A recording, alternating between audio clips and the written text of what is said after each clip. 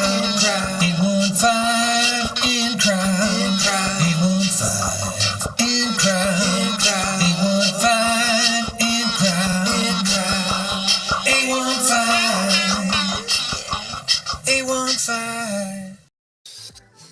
Hey, good morning. I am just intelligent enough to know that I'm not really that intelligent. I'm Greg. He's Tom. This is your In Crowd 815 podcast for the 25th day of April, the year 2026, the latest it has ever been in the history of mankind. You know, I could be another link in all the thoughts I'd be thinking, but I just don't have a brain.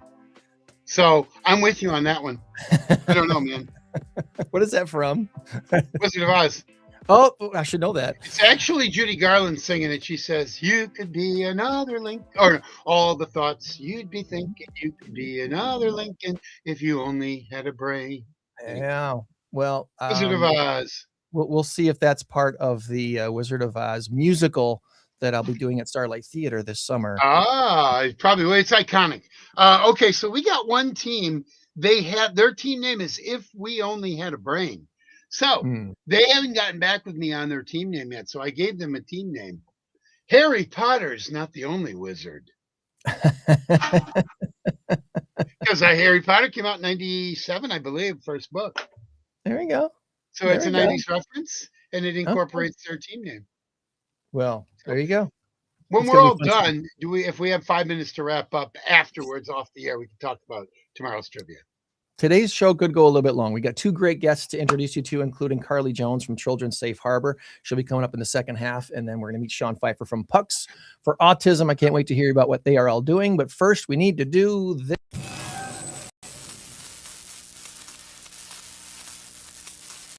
Current race to 10 has Mina lead by a score of 6-4. Not a great big lead, but I'll take it. Our big number of the week this week, 1,300. That doesn't seem that big compared to some of the billions and millions of numbers I throw at you every week, but you'll see that this is a pretty big number. This week's answer, is it water or whatnot? Put your guess in the comments below and that, let us know if you think it's water or if you think it's whatnot.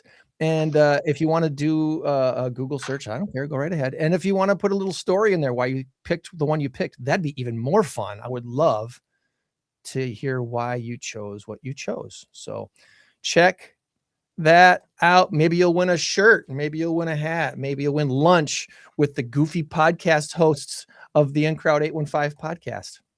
Could happen. Maybe you'll win a brand new car. Wash. I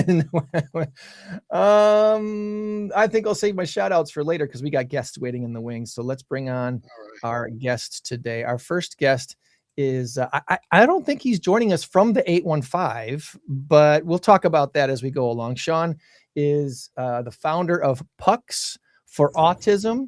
And Shawn, we welcome you today to the In Crowd 815 podcast. Thanks for coming on with us today. Yeah. Thanks for having us. And I technically am coming from the 312, so formerly the 815, though.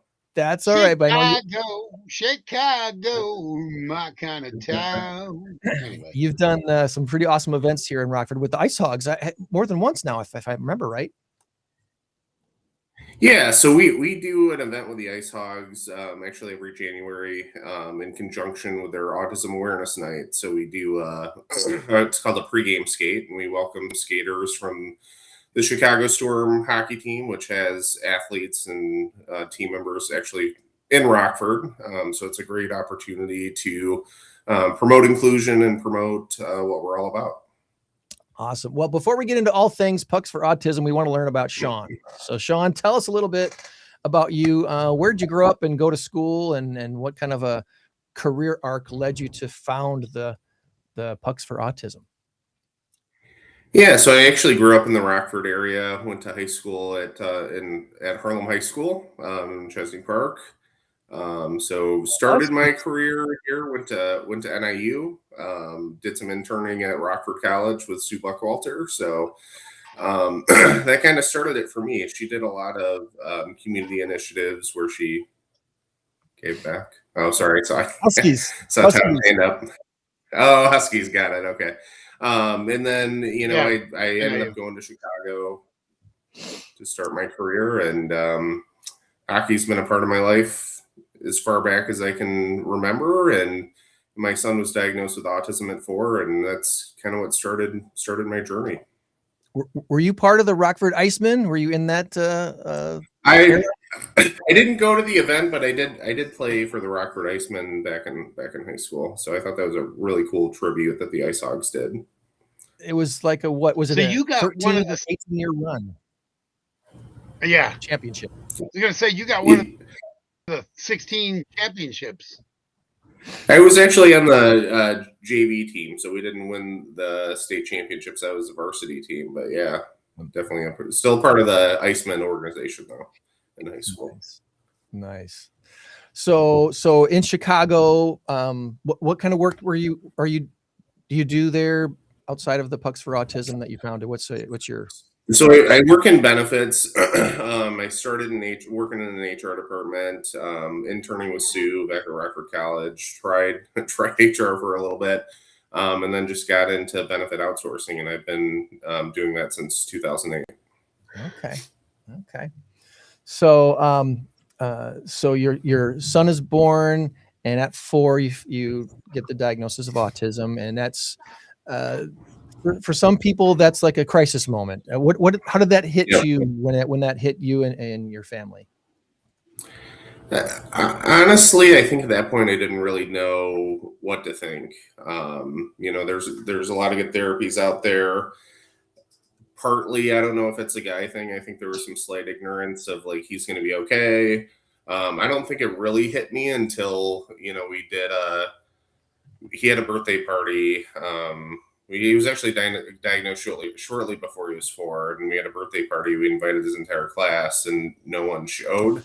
And that's when it kind of hit me. Weirdly enough, I know he was only 4, but it just kind of hit me like maybe relationships might be hard for him. And just to some degree, I think kids his own age, that's been kind of a struggle for him. So we've just been trying, he's been in therapy pretty much since he was 4. And we just focus on finding ways to help him become independent when he gets older. Okay. And it seems that autism hits all different levels and does different things to different kids, and some's very severe, some's very slight. How would you describe, I guess, your son's level of autism and how that's affected his growth in his life? I guess if I'm putting it on a level, I would probably say mid-level. I think where he has challenges at times is retaining information, having in-depth conversations. Like he can kind of start it, and then he kind of deviates to his interests. So it's having him in therapy and trying to kind of get him in a habit of having a back and forth conversation. That's a challenge for him, and just some of the more complex concepts that come up in school is kind of hard for him. Yeah.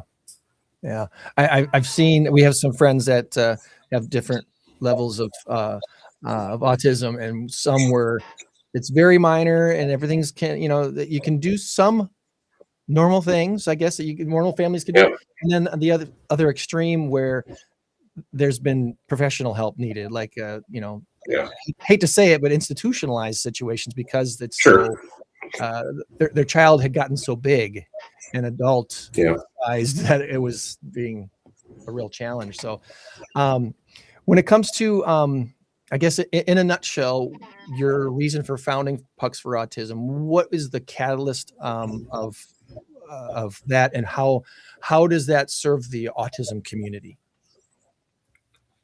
I think for me, it just kind of comes down to kindness. I think that's one thing that I take from my son, is like he is the kindest soul I've ever met. And I think as his dad, my biggest fear is just him not being included. So I want to create an environment. I think the thing that I'm proudest of is it's a safe place where he can be unapologetically himself, free of judgment. That's a big part of what it's about. Like, he loves harder than anyone I know. You show him a shred of kindness, and you become his hero. And I think I think life is challenging at times and complex, but I think what he's taught me is it really can be simple. It all narrows down to just being kind. It's not hard to be kind. Right. I want to bring up your website and show it off here, and we'll put this in the chat so people can find it real easy. Let me get rid of that for you, Tom. There you, buddy. pucksforautism.com. You've done events not just in Rockford or Chicago. You've been kind of around the Midwest. Yeah, so we've kind of been all over the map. So one of the things that we do throughout the NHL season, we call it the NHL Tour, and we partner up with the American Special Hockey Association, which has over 144 teams across the country, the largest special needs hockey organization in the country. So we went to 14 different NHL venues this past season. We partner up with the American Special Hockey Association to get local athletes to participate. We cover their costs for participation as well as tickets to various NHL venues. So, we're excited that we had over 100 special needs athletes participate in these games. And it's just an amazing experience to create an inclusive experience for these folks where it's a mixture of neurotypical and neurodiverse folks that participate in these games, and just the love and the kindness that's shown on that ice is a pretty special thing. What kind of things are you doing here with these NHL teams? It's a more of a pre-game type of a situation? Yeah, so it's a mixture of things. So we do typically a pre or a post-game skate where we get an opportunity to skate on the NHL ice. So we kind of mix up teams. It's an individual sign-up type deal. And where we can, we try to incorporate player interactions as well. So there were things that we've done like fist bump opportunities with the players that we're able to do with organizations like the Minnesota Wild, Nashville Predators. In Florida, we get an opportunity to give the athletes an opportunity to meet Brandon Bussey, who's a starting goaltender for the Carolina Hurricanes. And has a brother that's on the autism spectrum. So we got an opportunity to meet him, introduce him to Pucks for Autism, and that's been a pretty cool thing as well. Nice. Want to give some shout outs to the folks on your board here. I'm kind of scrolling over them on the website here. Absolutely. I think one of the things I love about our organization is we have folks that are closely tied to individuals on the autism spectrum. So we got a lot of passionate individuals that are involved. Walker at the bottom is actually on the autism spectrum. So it's cool to kind of have the diverse viewpoints on the board, and they've been a huge part of the growth and the success of Pucks for Autism. Nice. Monica and Justin and Eva, relative, I'm assuming. Yeah, that's my wife, Eva. So she's involved. Definitely very passionate about PFA as well. Good deal. And as far as people's other involvement in the organization, is there an opportunity to volunteer for what you do? Are there other events coming up here in the summertime or anything else that? Yeah. So so basically throughout the year, we kind of have two big initiatives. One, the NHL tour, which I had talked about. And then two, during the summer, we have various adult and youth tournaments that are happening. Our big one being the first week of June 5th through the 7th. And we're going to be hosting close to 70 adult hockey teams throughout the Chicagoland area, Mount Prospect, Gurnee, Vernon Hills, and then technically not Illinois, Pleasant Prairie as well, right over the border. So we're going to be focusing our profits there to help the Seedall Foundation. So we partner up with the Seedall Foundation for that tournament. And focus funding there to help Fairhaven School, which is a public school that supports young kids and adults on the autism spectrum. So that's great. And then we also have a tournament at the University of Notre Dame in July. And that's going to be focusing efforts to help camp scholarships at Camp Millhouse. So that's a really cool, just an amazing venue to be able to participate there. And within that, we're going to do we've been doing all goalies games, which is pretty chaotic, pretty crazy, kind of a mess to watch, but it's an amazing time and the kids have fun. That sounds like a great idea. If you're gonna put some people out there on that might not that maybe shouldn't be wearing skates and be on the ice, put them in goal gear, right? Exactly. It's a train wreck to watch, but it's super fun. The kids have a blast. And then we do have one final tournament in the summer in Grand Rapids. So we're kind of all over the Midwest. We focus efforts there for Pine Grove Learning Center, which is a school dedicated to folks with intellectual disabilities. So I love the fact that we do these events and we focus efforts locally to support the community that we're hosting the event in. So then in terms of volunteering, so we do have things such as probably our biggest area of need is scorekeeping. So we're always looking for scorekeepers to kind of help us out there. So under the more section, we need to add stuff for the summer, but there will be opportunities there for volunteers. And we're highlighting here some of our big volunteers. Steve is actually one of the officials that kind of follows me around to different NHL venues. He's become kind of a legend within the PFA community. Nice. And then Claire's been helping us a lot in the state of Michigan. So we'll have opportunities posted here in the next week or two to help us out with these big tournaments that are coming up this summer. So someone in your sphere has got a great eye for graphics. You got some amazing jerseys. All these pictures are just so bright and vibrant, and I love this stuff. Is that an in-house thing, or you got to farm out that work? No. I wish I could say I had that skill, but I don't. So we work with an organization called Pfeiffer, an incredible owner that owns a small business outside of Michigan. That does that. He actually has I think a niece or a nephew that's on the autism spectrum. So he's very passionate about what we do and just puts a lot of love in the designs that he gives us. So doesn't matter if it's NHL tournament, like everyone comments on how amazing our jerseys are. So I'm very, very fortunate to have Pfeiffer as a partner to create these amazing jerseys. Nicely done. Very, very nicely done. So this is highlighting some of the NHL tour stuff that we did. That's Little Caesars to San Jose. We're truly kind of all over the map. Well, this might be a silly question, but are girls involved in the hockey playing as well? Because girls love hockey. And they're quite good at Absolutely. So so it's all co-ed in terms of what we offer, but also in the next month. In Michigan, we have all women's draft tournament where it's basically an individual sign-up type deal. So it's great to have all genders represented in our events. Did we lose Greg? Oh, I guess we did. Every once in a while, his internet goes out. Usually, it's mine. Anyway, so do you ever have like girls versus guys on the ice? I think that would be cool.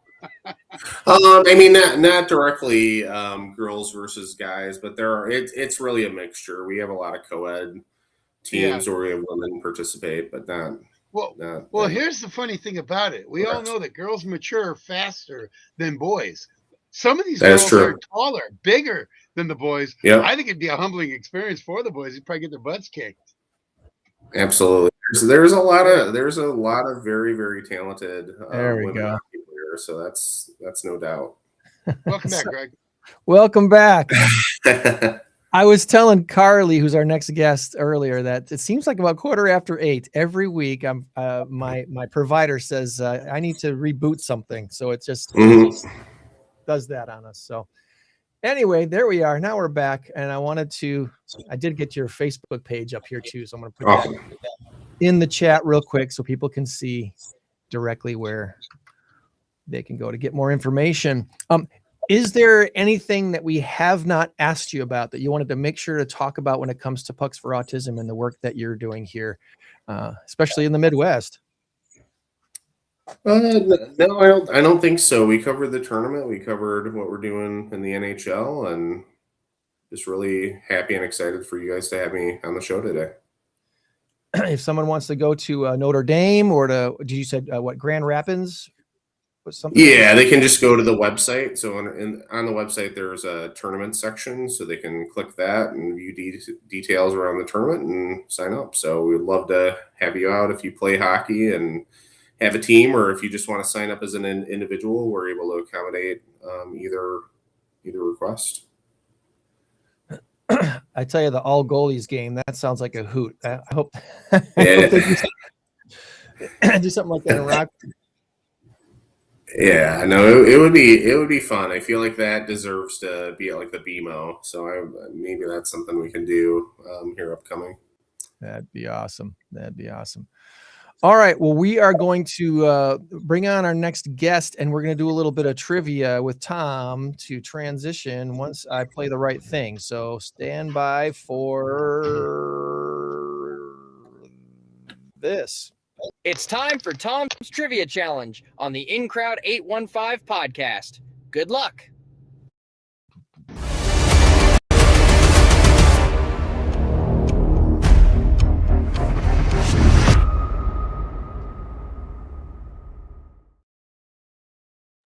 All right. Good morning, Carly. Good morning. How are you?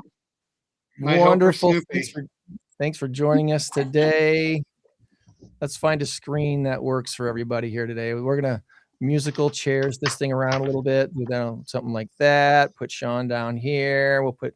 There we go. That's looking good. Looking good. So Tom's got 7 questions for us today. They could be anything. They could be. Hoping we can score 4 or more. All right. We got an all-star cast. We got Shawn, don't call me Michelle Pfeiffer, and Carly, don't call me Simon Jones. I like it. Yes, sir. This is an all-star cast. Greg, you know the rules. Greg, let them guess first. Unless they don't know it, then it's all you, buddy. Yeah. Because Greg is the smart one here of the two of us. He doesn't. He's the smarter one, so he gets. This is what friends do. Friends build you up, make you think you're the best thing in the world, even though that's not always true. All right. What do you got, Tom? Well, I just meant that you have Google in front of you. That's all. I'm kidding. All right. So 7 questions. They're not designed. Yeah, these are 7 questions. They're not designed to make you feel stupid. They are simply general knowledge questions. I'm not doing like the hardline one, like, what's in my right pocket? That would be unfair. So, all right, here we go. Question number 1. By the way, the first 3 are multiple guess. The next 3 are not. And then the last one is multiple guess. So, or multiple choice, whatever you want to call it. All right, here we go. What was the most watched TV finale in TV history? Was it Cheers or MASH? Oh man. Once Yeah, again, what I was the think most it was. watched TV finale? Oh, go ahead. I think it was MASH. Yeah, Matt. I'm going with MASH too. I'm I think you're all agreeing with correct. the team. Yeah. Yep, you're all correct. I noticed there's a slight little delay again. It happens when we have more than one guess. And then, in fact, Shawn, when we were on earlier, I think there was a slight delay as well. Add somebody out of the delay. I don't know what it is. My computer's bad.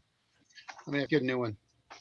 All right, here we go. In what movie does Tim Curry play Dr. Frankenfurter? Is it Nightmare Before Christmas or Rocky Horror Picture Show? Rocky Horror Picture Show. Once again, in what movie does... Okay, all right. That is correct. Yeah, That Rocky is Horror. correct. What's the song? What's the put your hands on your hips and you do the right. Yeah. Let's do the Time Warp. Yeah, there we go. What's the chorus? Time Warp. Time Warp. Yeah, okay. I've never seen the movie. It's nuts. Don't throw toast at me. All right. What does the LL stand for in LL Cool J? Ooh.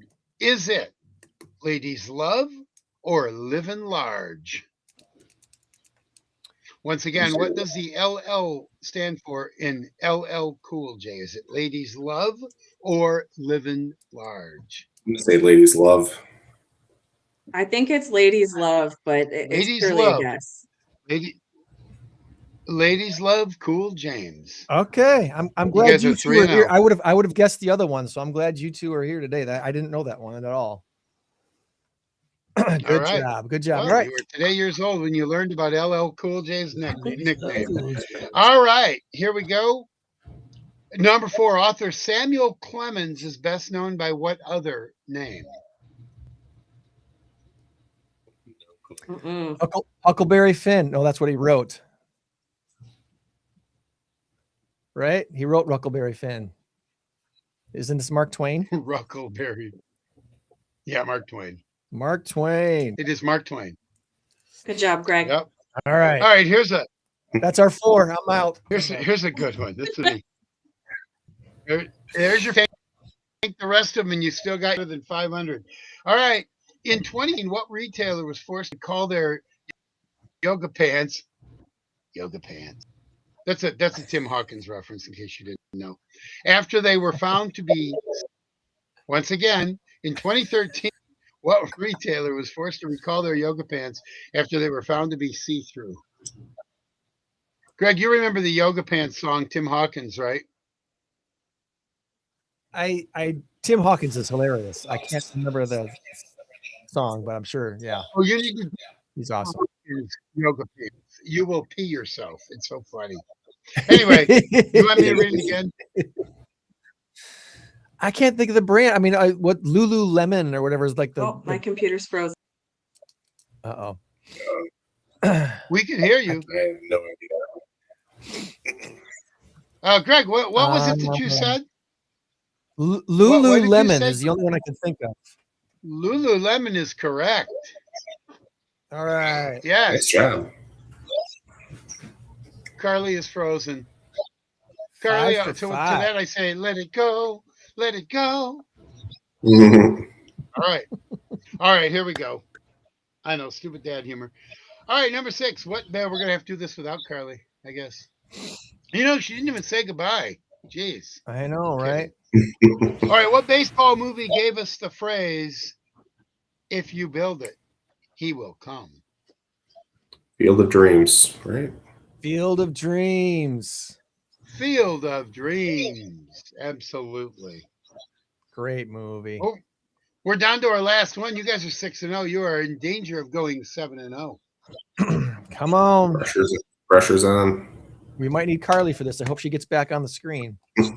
I don't know. It's local trivia, and I'm giving you 2 options. In what year did the last Kmart in the Rockford area close? Was it 2008 or 2018? 18, I think. That's my guess. Gosh, that one that was still open. But there was one on East State that lingered for a while. I'm going to stop you right there because 2018 is the correct answer. Wow. Nicely done, Shawn. Nicely done. Thank you. Carly gets a trophy as well for the 7-0 win. She helped. So, she did help. Absolutely. if she didn't want to be on the show, she just had to say so. Nicely done. 7-0. Shawn, you the man. Greg, you the man. Carly, you the woman. All right. I think we have her back. Good. I don't know if you heard that, Carly, but we got all 7 right. We got all 7 right. I did a great job not being there. You did. Well, if you hadn't been here, I might have talked Shawn out of the LL answer, and then we'd have gotten that one wrong. So. That's true. That's right. You were the defining moment there. So. You get a gold medal as well. So nice. Thank you. Everybody. Absolutely. Well, Shawn, we really appreciate you spending time with us today. Again, is there anything that we missed that you wanted to make sure we talk about before we let you go? I think we're good. I really appreciate you guys for having me on again. Well, we'll look forward to having you back in Rockford again at the BMO, and the Ice Hogs have you back, and hopefully we'll be able to meet you face-to-face at that time. That'd be awesome. Thanks, guys. Appreciate it. All right, Shawn. Have a good one. Have a good day.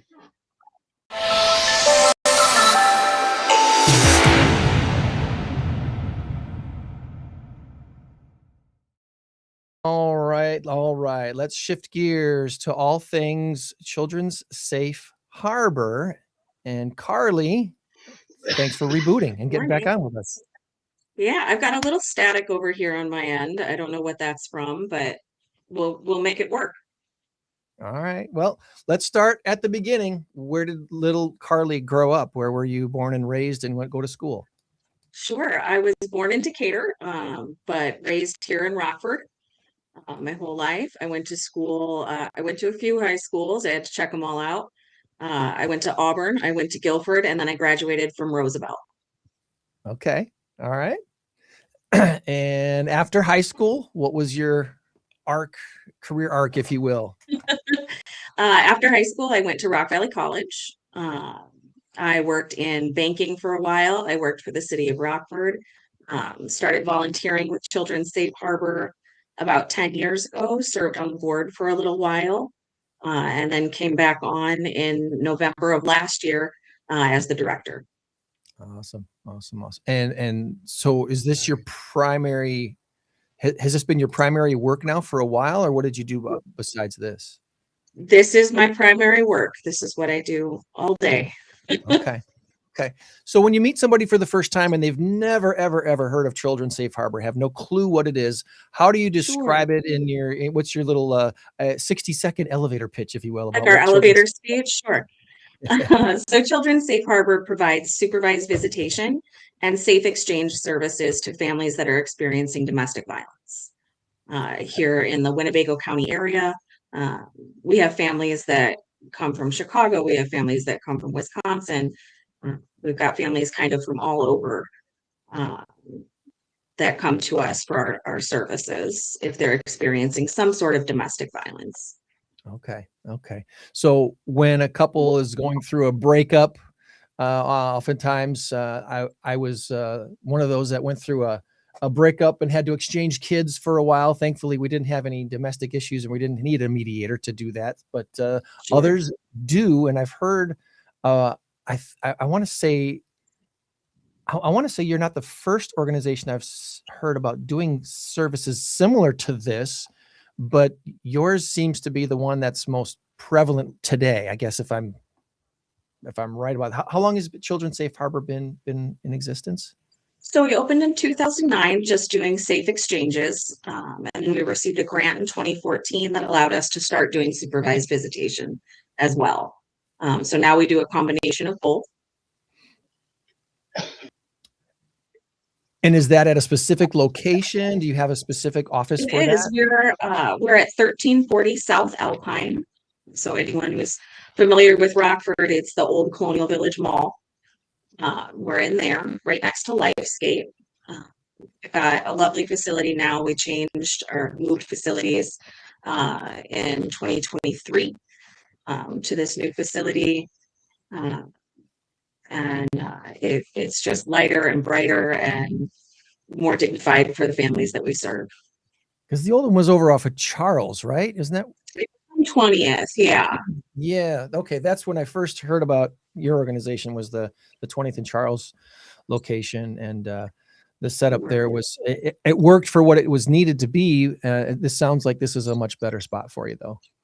It worked. It just wasn't ideal. So some of our safety precautions involve having separate parking lots for both parties, separate entrances for both parties, and then a way to keep both parties separate from each other during the exchange or the visit. And this facility is set up so much nicer for us to accommodate all of that comfortably.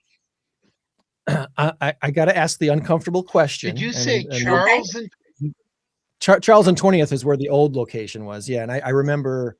Well, I remember. I thought I heard you say Broadway and 20th. Was it Broadway? I guess not. Maybe it was. I thought it was Broadway and 20th. We're not there. My son-in-law. We're now on South Alpine Road. My son-in-law had to do the same thing with his ex-girlfriend. Sure. So the uncomfortable question would be this: when most people think of domestic violence, they immediately think that a man is beating up on a woman or something, and that's not always the case. It does go both ways, and I will leave, I guess, just that ball in your court. So statistically, what's reported is more violence against women, but you are correct.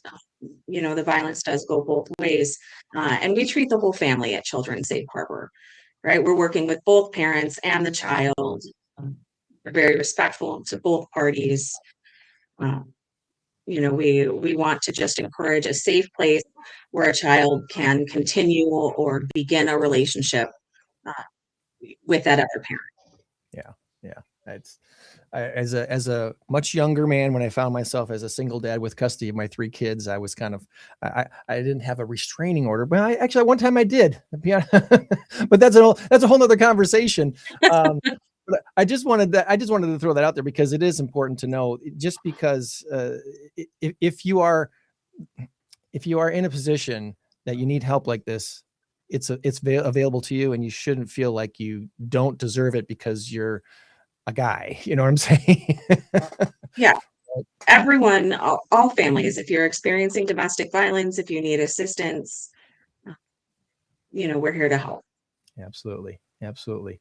So about you guys, you have a team of folks that help people out. You got a board of directors. We do. We have a board of directors. They're lovely. I couldn't do what I do without them. So I really appreciate all of them and their help with our fundraising,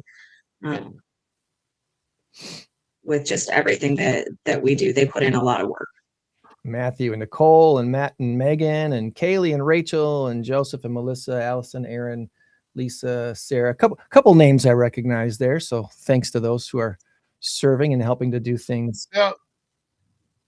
They all look alike. They all look alike, though. Yeah. We need to, anonymity is probably pretty important. Is that?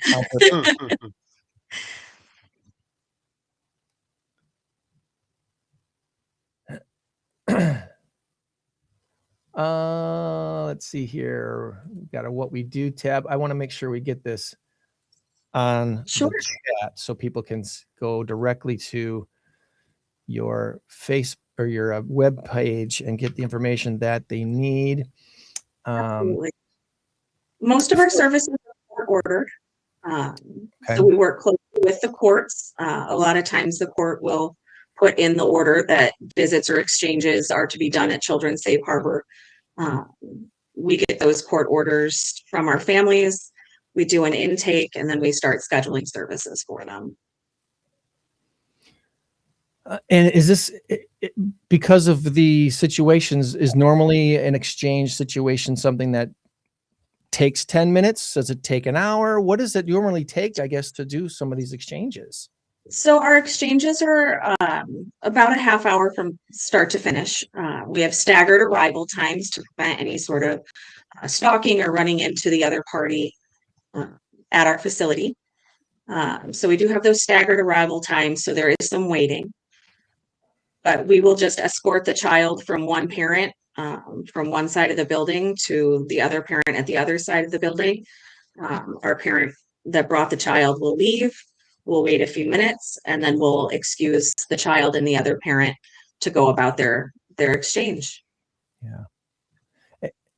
And there's got to be times when it's quite traumatic, especially the first time for some of these children. We do everything that we can. We're a trauma-informed facility. We do everything that we can to make sure that we're not re-victimizing or traumatizing anyone. So if the child is comfortable, we go ahead and do the visit or the exchange. If the child is uncomfortable, we don't. We force. That's a good point to bring up. Times they're like, nope, I'm not going, and you can't force them to. Usually, I guess that's a good question. Sure, we just don't at our facilities. It's part of our policy. We don't force any visitation or exchange. If they're uncomfortable, we let the child kind of have some autonomy there. It's their visit too. Yeah. So the organization as a whole, the organization, is it funded in through Sure. donations? Is it funded through a government program? How's it funded? Sure, we are funded through filing fees from the courts. So we get some of our funding that way. We get some of our funding through grants, some federal grants.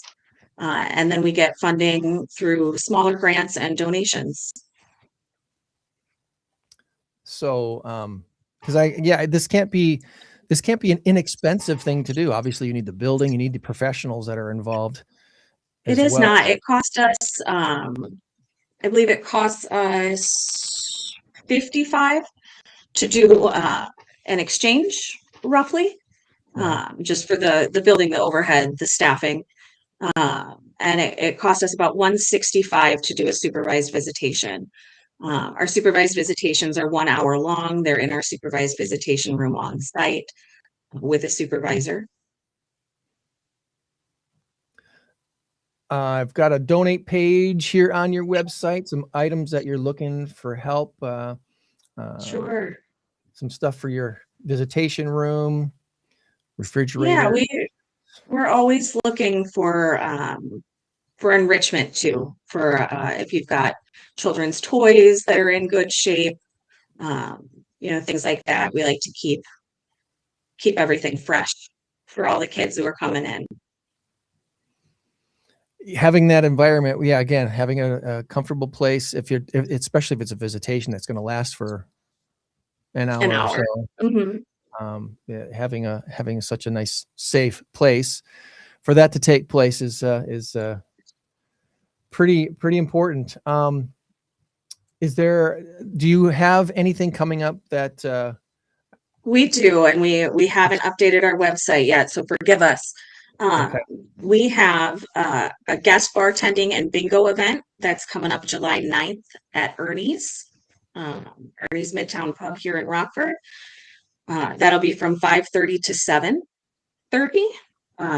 We're going to do 80s nostalgia bingo and raise some money for the children. And then we've got our large fundraiser that we're doing at Burpee on August 1st. It'll be a field trip to the museum in the evening from 5 to 8. All right. So guest bartending. Trying to see if there's an event thing. Okay. This is. Yeah, we're just. When was that 80s bingo again? So we did. We did bingo a couple months ago at Ernie's and had a great turnout. So we're doing it again. That bingo is July 9th. I believe it's a Thursday, if I've got the date correct. Oh, Thursday. Then I can make it. Greg, you and I should go. You could possibly Come go on to down. that. Come on down. We'll have drink specials and bingo. We'll have a Nintendo. And I can tell you this much. I've been to Ernie's a couple of times. They have exceptional food there. They do. Ernie's is phenomenal, and we're so grateful that they partner with us. You know, the owner of Ernie's, I'm not sure if it's the same one now, but his name was Gene I'm not sure if it's even the same one, but that's where I first started playing trivia. It was at a place called Gene's Place. And then Gene's eventually. Okay. All right. So I don't know if they're the same. I don't know if Ernie's the owner's name is Andrew now, and he's absolutely phenomenal. So, super involved in the community. That's awesome. Good. Yeah, they do a really nice job there. So yes. Kind of curious. Are you? Do you partner with any other local not-for-profits or other groups here in the 815 area for any kind of services or events or anything like that? We partner for trainings. We like to keep our staff trained, so we partner with RAMP and RSAC, Remedies, the Family Peace Center. We have we send referrals to the Family Peace Center if they have needs that are beyond our scope. So we're very involved with the other organizations that do similar work. Okay. And are there any kind of like common misconceptions that people might have about your organization or your cause? Is there something that you can kind of help dispel some common misunderstandings about maybe what you do and why you exist or what you do? I think our service is just a service that you don't know is necessary until you're faced with it personally, or someone you love is faced with it. So it's something that people don't think about very often, unless they're a family that we serve or a family that would benefit from services. But we are holistically helping the community through this. We are preventing any sort of police involvement. We're making sure that these exchanges and supervised visits are safe and appropriate. We are making sure that the children and the other parent, the survivor parent, is not re-traumatized. It's just, I just think it's a resource that people don't think about needing until they need it. And I'd kind of like to reframe that and let everyone see that it is, it's a holistic community program. Right. Well, I've got a few, sometimes I use AI to check myself to make sure I'm asking my guests good questions. Okay. So I asked Gemini for some questions for you today. I let Gemini know I was interviewing the executive director of Children's Safe Harbor, and if they could give me three good questions to ask you. Let's see if I asked any of these questions already. All right. And we'll go from there. So Children's Safe Harbor, powerful opportunity to highlight a critical community resource. Your work in supervised visitation and safe exchanges is vital for families here in the 815. So question number one, Carly, many people in Rockford might not realize that Children's Safe Harbor provides a neutral ground that serves as a great place for families. When a child walks through your doors for a supervised visit or safe exchange, how do you and your team ensure that their sense of safety remains the top priority, regardless of the conflict happening between the adults? We kind of talked about that, but maybe you want to expand on any of that. Yeah, well, we do a meaningful check-in with both parties and the child when they come for a visit or an exchange. So how are you doing? How was your day? Are you ready for your exchange? Are you ready to go see mom or dad? We get their feelings on the visit. And like I said before, we don't force if the child refuses. But we have tons of toys, we have tons of snacks. Our staff just loves children, and we celebrate all their wins and all their milestones. We really try to make it a place where the children feel comfortable and safe and can cultivate those relationships with their parents. Nice. Okay. Question number two. Often, let's see, organizations like yours impact our community in different ways. Can you share a story with anonymous, of course, or an example of how your services have helped a family transition from a place of high tension to a more stable, healthy dynamic? Is this the question about? It's a little dangerous, but I can tell you, on the same vein as when we celebrate those wins and those milestones, we have families who may start coming to us for supervised visitation. And as the child becomes more comfortable and that relationship grows and the courts see fit, they are moved to maybe safe exchanges instead. And we celebrate that win with the family, right? That's a win for us. That's a win for them. We like to see that. So, I can't give you any specifics on any family, certainly just because of the nature of what we do, but we do see change and growth and development during our services, and that's what brings us joy and has us continuing to do the work. And that's a good lead into the third question that AI threw at me today: scaling the mission. As the executive director, you're overseeing a mission that is free of charge to families who need it the most. If you're looking at the current landscape of the Winnebago County, the 815 area, What's the biggest hurdle you face in scaling your impact, and how can those listening today best support your efforts to keep these services accessible to everyone? The best way to support us is come out to our events, donate. We have a donate button on our website. You can donate one time, or you can set up for a reoccurring if you want something to go monthly. Like I said, those visits are costly for us. Costing anywhere from 55 to 165, depending on the service. So any donations, any support that people can give us. We are looking at grant funding and things constantly, but we'd love to have the support of our community as well. Nice. Okay. And then I always ask for some funny or odd questions to ask our guest as well. So of the three ones it gave me, let's see. I'm not sure which one of these is best. This might be, we're all about the 815 here, obviously. If you had to pick a local mascot, maybe Hammy from the Ice Hogs, or Rocky, oh gosh, what's the Rivet name? What's the Rivet's name mascot? I don't know what the Rivet's mascot name is. I forgot what the Rivet's name mascot is. If you had to pick a mascot to be the honorary security guard for a day at the Children's Safe Harbor, who are you picking? Ooh, honorary security guard. Well, fun. Let's see. Honorary security guard.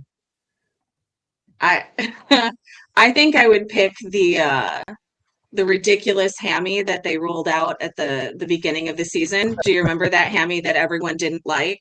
Oh, the scary face. Yeah. The scary Hammy, right? Yeah. I think we could do scary Hammy. It's Rielly. Rielly the Rivetsaurus. Rielly the Rivet, yes. Rielly's a pretty good mascot over there too. But when they changed Hammy, from the shall we say overweight Hammy to the more fit Hammy, they also changed Hammy's head, and it was not a winner. I think they went back to the old head. It was not. But they kept the same. They kept the new body. So anyway. Is there anything that we did not ask you about today that you wanted to make sure we asked before we let you go? I don't think so. I appreciate you guys having me on and us getting our message out, and I hope to see everyone at our fundraisers. And you can always reach out to us through our website at info@childrenssafeharbor.net, or give us a call, and we'd love to help. childrenssafeharbor.net. Let me put just the generic website address in the chat so it's on there, easy to click on and find. childrenssafeharbor.net is the place to go. And if you have any ideas about how you can help them out, please let Carly know. She would be glad to chat with you. So awesome. Well, thanks for jumping on with us this morning, Carly. We'll keep an eye on your events coming up over the summer and fall, and help promote those. And we'll look forward to connecting with you down the line. Okay. Thank you so much. You guys have a good weekend. All right. You too. Thanks, Carly. You too. Bye-bye. Bye-bye.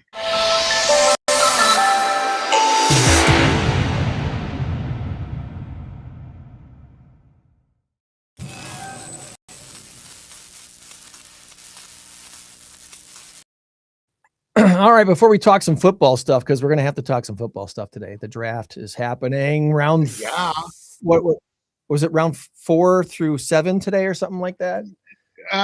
No, it was 1, 2 yesterday, 3 to 1 yesterday, 2 and 3. No, it was. Oh yeah. We're on Saturday. I'm sorry. Thursday. It's round 1 on Thursday. Rounds 2 and 3 on Friday night, and today is Saturday. 3, 4, 5, 6. Today's the rest. My bad. Sorry. Yes. All right. So big number of the week this week is 1,300. Doesn't sound that big, but it is what it is. The answer, is it water or is it what not? And you gave me your guess. Have you heard of Ocean Well? I have not. Ocean Well is a California desalination startup. It's developing a subsea system to make ocean water drinkable. How about that? A possible solution for Arizona's dwindling Colorado River water supply. The startup is 3 years into its development project, which they're calling Water Farm. And it's building a 4.5 miles off the coast of Malibu. The underwater operation includes purification pods that are 1,300 feet below the surface. I'm going to take the point of the ocean. They use ocean pressure to push water through reverse osmosis membranes to make water from the ocean drinkable. This is something that they've been working on for quite a while, the technology of it all. And once it gets working, it's going to be really important. Hopefully they can figure it out, because obviously there's tons of water in the ocean. If we could just make the it Earth is 75% water. right. And I mean, and drinkable water is, it's just not that plentiful, but yet we still have enough water. We don't in a lot of areas, but if we can harness that, oh my God, we'll never have another water issue again. Never. We shouldn't. Whatnot is a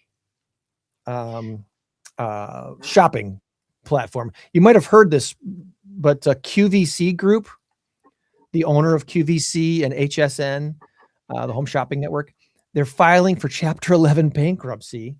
Wow. And once a very popular place to watch sellers excitedly hawk housewares and jewelry and other stuff you probably really didn't need, today's shoppers are flocking to live stream platforms like Whatnot and TikTok Shop, or they're hunting deals on websites like Temu.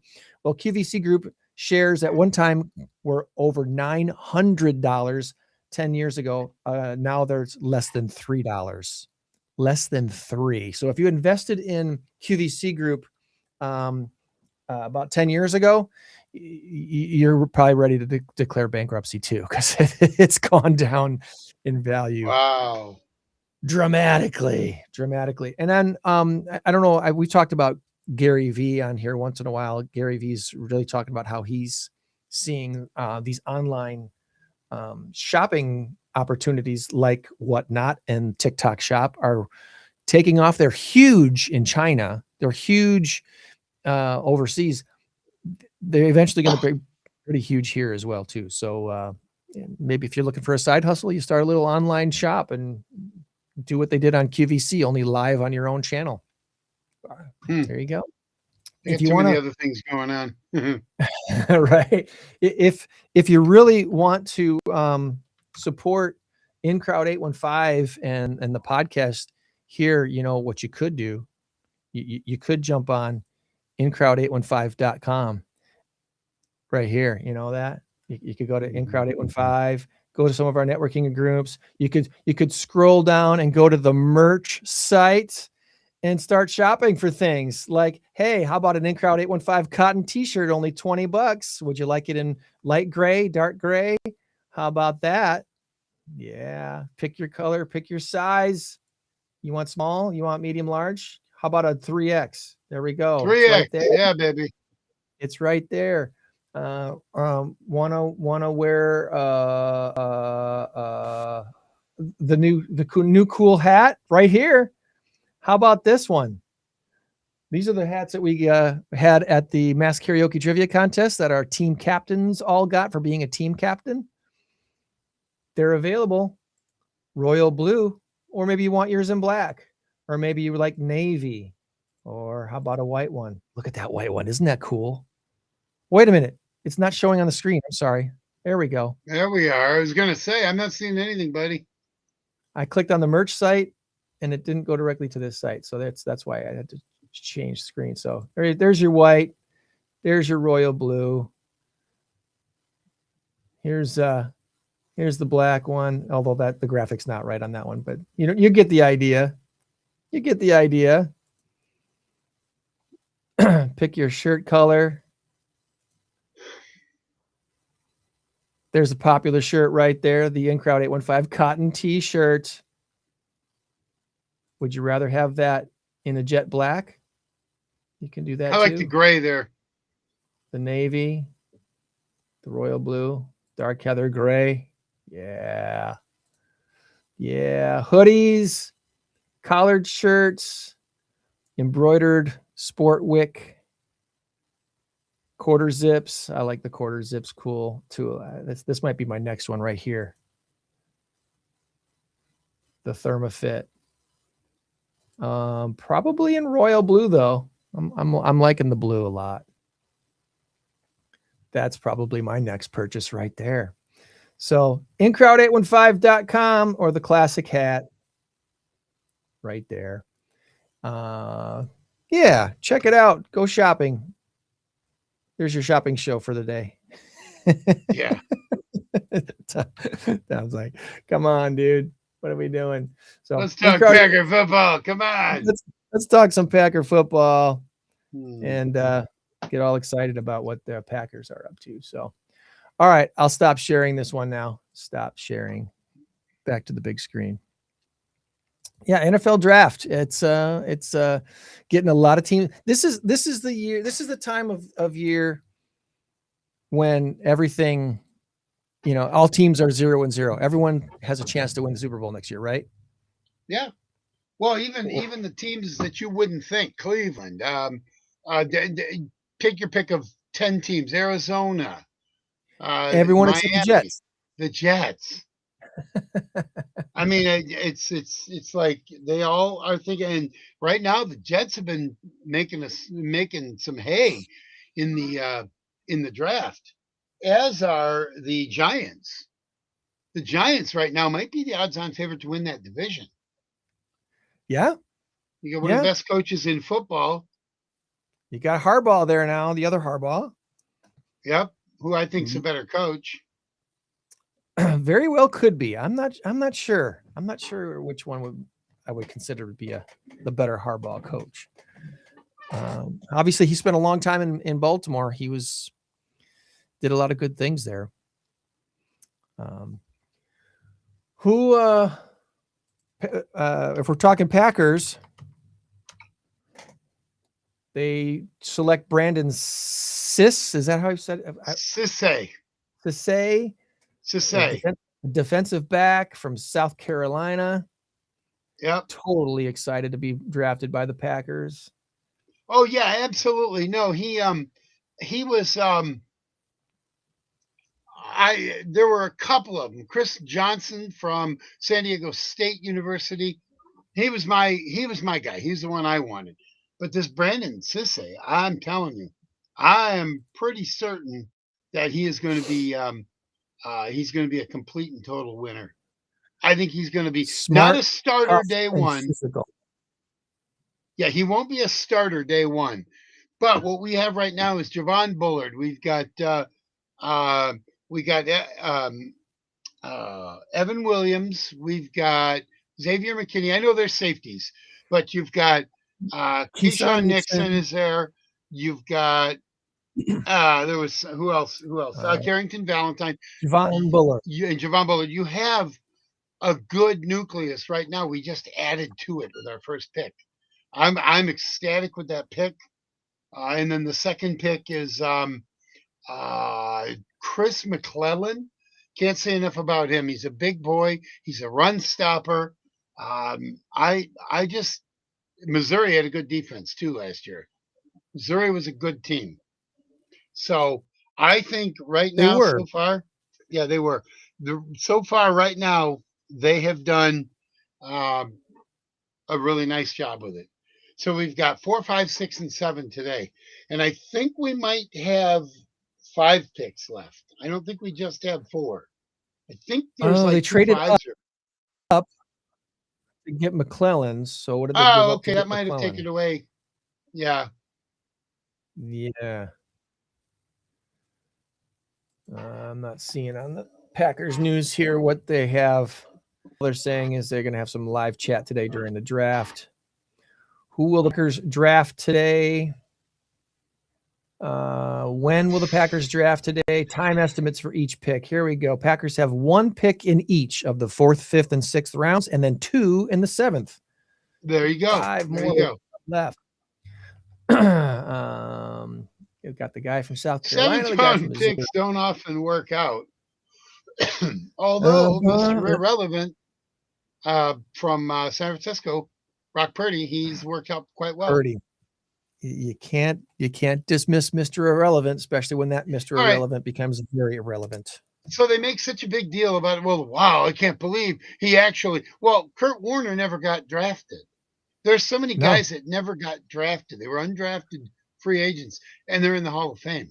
So I heard a guy on the radio yesterday was talking about how once upon a time there were 9 rounds of drafts, and he was drafted in the 9th round, and then he had a great NFL career. He would have been a free agent if it hadn't been for 9 rounds of drafting back in the day when he got drafted. I forgot the name of the guy that was on with like Mick Tingelhoff or something. He was on with Colin Cowherd, I think, yesterday. Okay. Or Dan Patrick. He was on with Dan Patrick. Oh, okay. So, I may have heard that interview. I listened to Dan Patrick for a little bit yesterday. There's plenty of guys that don't get drafted that still make NFL teams. And so the draft is exciting, but it's not the be all end all.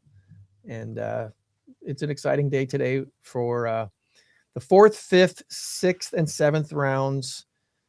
They give everybody 5 minutes on the clock or after every pick or something like that. It's 8 minutes. 8 minutes. That's too long. And no, well, it was 10 minutes. This year they went to 8 minutes. Okay. Yeah. You got your draft board. You know what you want. Let's go. Yeah. Well, oftentimes the next team has already put in their drafting after, and in the 3rd round, 3rd pick, so-and-so, they pick Bob Smith. Well, that next pick is right there ready to go, but they have to give them the allotted 8 minutes. Not so much for that. It's for the other team to get their time. I notice that with fantasy football drafting, because I'm always drafting against computers, it seems like, boom, their pick is in 2 seconds. And now I got to get mine in right away. So. That's right. It's all computerized. So here's some past Packers 4th round draft picks that you might remember. Evan Williams was a 4th rounder. Colby Wooden was a 4th rounder. Romeo Dobbs, 2022 4th round pick, number 132. Zach Tom. Neither of those 2 guys are with the Packers anymore. I think Colby Wooden is no longer a Packer. I think we traded him. But that's Zach okay. Tom, Jamal Williams, David Bakhtiari. Yeah, nice. 2015 4th round pick. Mike Daniels, the great Mike Daniels. And a little known Rockfordian named Dean Lowry was also selected in the 4th round in 2016. I miss Dean. Yeah. Dean's a good guy. I used to love rooting for Dean. Is Dean done? Do we know if Dean's done? I think he was injured. He was with Pittsburgh last year. I don't know if he's done or not, but let me see if there's any updates. Selected by the Packers, 4th round of 2016. Attended Boylan Catholic High School in Rockford. Professional career. Packers, Vikings, Steelers. August of 2025, it was announced he would miss the entirety of the season due to an ACL tear. So we don't know. Apparently, we don't know if he's working to come back or he's just working to get healthy and retire. But after 9 playing seasons, that's pretty much that's quite a few seasons for a defensive lineman, right? Yeah. I mean, Reggie White and stuff like that. There are guys that play 15, 16 seasons because it's not as grueling. You're not in on every play, and in the plays you're in on, they go the other way. So you're there. You don't have that boom, that crash every single time like a center, a guard, and because there's contact on every play, but not every player on the field has contact. No. So if you're a defensive end and the ball goes the other way, well, you're not. It's not as much wear and tear. All right, So, here's a trivia but question. an ACL, Here's a trivia question for you, Okay. Tom. All right. So a career NFL statistics for Dean Lowry as of 2025, 271 one tackles. touchdown That was going to be my question. How much has he scored a touchdown? One touchdown. against the Bears, recovered a fumble. He was NFC Player of the Week for that week. Okay, here's a better question. Has Dean Lowry ever had an interception in the NFL football field? I'll say no. 16 and a half sacks, 18 pass deflections, 1 interception. He did. Okay. It doesn't say where or when, but 1 interception is on his stat sheet here. So, yeah. Released by the Vikings in March of 24, signed with the Steelers, made 12 appearances with the Steelers, 1 pass deflection, 1 sack, 5 combined tackles, and then the ACL tear in August of 25. So anyway, our buddy Dean was selected in the 4th round, and that's going on today. Hey, at the end of the day today, you're going to know what your favorite team has selected, what their prospects look like. Yep. And the sports talk radio this next week is going to be really fun and interesting as if you're an NFL fan. Podcast listening too, if you're into the podcast stuff. So yeah, I might watch a couple podcasts today, but I don't. I'm getting ready for the trivia event tomorrow. I've got a ton of stuff to do. I absolutely have a ton of stuff to do. So I do too. So as far as my shout outs go this week, I want to congratulate my friends Brent and Eileen on the sale of their house in Rochelle. It's fun to be able to help people, help friends in their major life things like their house sales and house purchases and stuff like that. And this was a really special one. This couple, they had their house built in Rochelle 30 years ago. They raised their kids there. They thought they were going to live there 5, maybe 6 years. They ended up staying there for 30 years. And this is a great house, great town of Rochelle. And their daughter and their son-in-law moved closer to the suburbs. So they wanted to be closer to their grandkids. So they bought a house. Okay. They bought a house and are moved to Volo, which you and I need to go to Volo and go to that museum, the auto museum they got out there. Okay. Have you been there yet? I have not. I'm on board. Let's do it. The Volo 65th anniversary of the Volo Museum. World visitor attractions located on 75 acres. And because I was a fan of the day for Good Day State Line, they set me up with 4 tickets, dude. Oh, nice. When can we go? We got to get that on the calendar and get out there. And all right. And I want to go once Brent and Eileen are settled in their house, so we can also visit their new house. Oh, sounds good. So it'll be a 2-for trip. It'll be a 2-for thing. So yeah.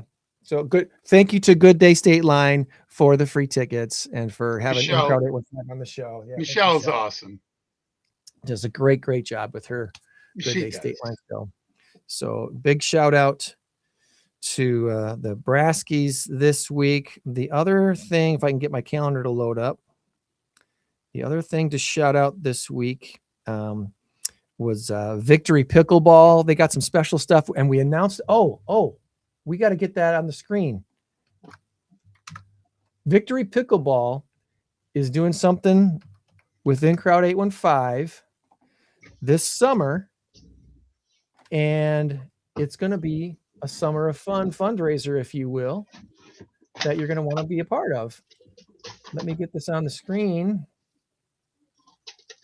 Where'd you go? There it is. All right, get this on the screen, Greg. Victory Pickleball is going to be hosting Summer Mondays, June 29th, July 27th, and August 31st from 5 to 8 p.m. And the 3 not-for-profits that you see on your screen, the Greg Lindmark Foundation, the 205 DDS Direct Dental Services, and 815 Stone Scrubbers are going to be the 3 featured not-for-profits this summer at these 3 events. At each one of these events, it's open pickleball playing. And obviously, we're celebrating the 250th anniversary of our country. Summer Community Fundraiser Series during these special Monday open plays is basically a 3-night competition. Each charity will try to pack out all 3 nights and vote each night for your favorite nonprofit. 40% of the pot will go to the charity that gets the most votes. 35% will go to the second place and 25% to third place. So all 3 teams, all 3 not-for-profits are going to win at the end of the summer. But the one that gets the most people there will win the most money. So every single event is a chance to play, connect, give back to our community. 50% of all ticket fees will go into the pot. So whatever that pot total is at the end of the summer is how it's going to be divvied up. So if I remember right, it's a $5 open play. And then if there's anything ordered from the restaurant in the kitchen, if you're not a pickleball player and you just want to come out and eat and hang out and network, you can do that too. And a portion of the restaurant proceeds will go into the pot as well. So when it comes to August 31st, that final night, we'll have a nice big pot of money to divvy up between these 3 not-for-profits, and the one that brings the most people out will get the most of the pot. How fun is that? Well, that sounds awesome. It's going to be a fun time. So come on out and join us. June 29th, July 27th, and or August 31st. Boom. There we go. All right. Thank you, calendar, for that reminder. As far as other shout outs go this week, our friends up at Am Spirit Networking Group, they had their Visitors Day up at Louis Tap this week. They got a great group going up at in Roscoe. If you're looking to join a networking group, this is a pretty affordable one to join. They're still looking for an HVAC person, a CPA. What else were they looking for? There's like 3 or 4 other categories they're specifically looking for to join their networking group to share business. It's a one of those networking groups where everyone is expected to refer each other's business for their clients and stuff, and it helps grow your business. You become a salesperson for other people's businesses, and they become a salesperson for you. So look into that if you're looking to grow your business. Am Spirit up at Louise and Roscoe. Art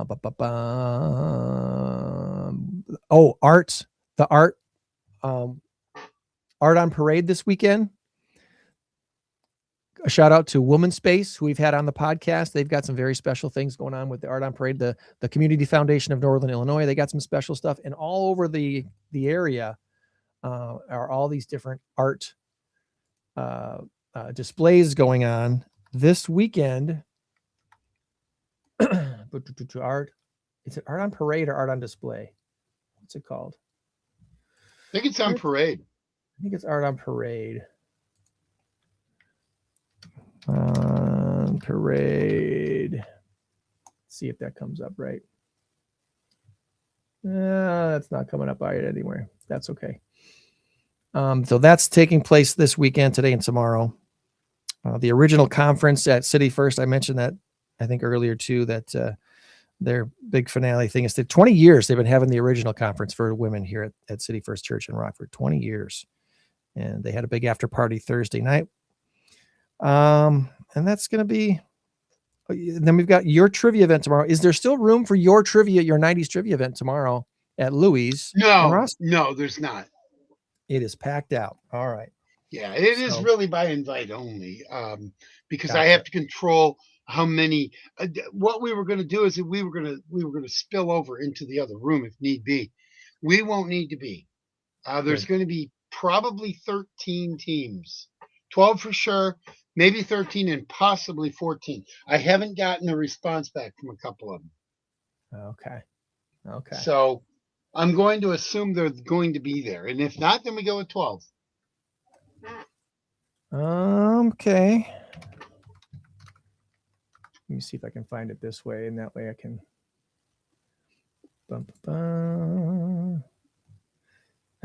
Art scene. There we go. We'll get it right now. It's the spring art scene. Okay. It's 5 to 9 p.m. last night. Today, also again, 4 to 9 p.m. And yeah, there we go. So the art scene is taking place. Woman's Space is one of those places, which if you've never been out to the Woman's Space location on Maria Linden Drive, it's one of those things where if you've never driven back there, you go there and you're like, what? Yeah. Who put this here? Because it's in a neighborhood. It's just in a place where you never would suspect a great big building and then an office area and stuff like that. So 3333 Maria Linden Drive is the address of Woman's Space in Rockford. So I think that's the extent of my shout outs this week. Anything that you want to say before we wrap up? Not really. No, I'm good. All right. Next week, we're going to learn about Think Big 815. What is Think Big 815? Founder Sheila Hill is going to be joining us to talk all about that. And again, if you want to help out the podcast and look really 815 cool, buy some InCrowd 815 merchandise at InCrowd815.com. That would be a wonderful help to us as well. You change the world, my friends, when you help one person. So be a blessing to someone today and every day this week. We'll meet you back here next week for another InCrowd 815 podcast. All right. We were going to do a couple minutes off the air. We'll Remember? see you off the screen, buddy. Okay. Bye, everybody. Bye. 815 in crowd. 815 in crowd.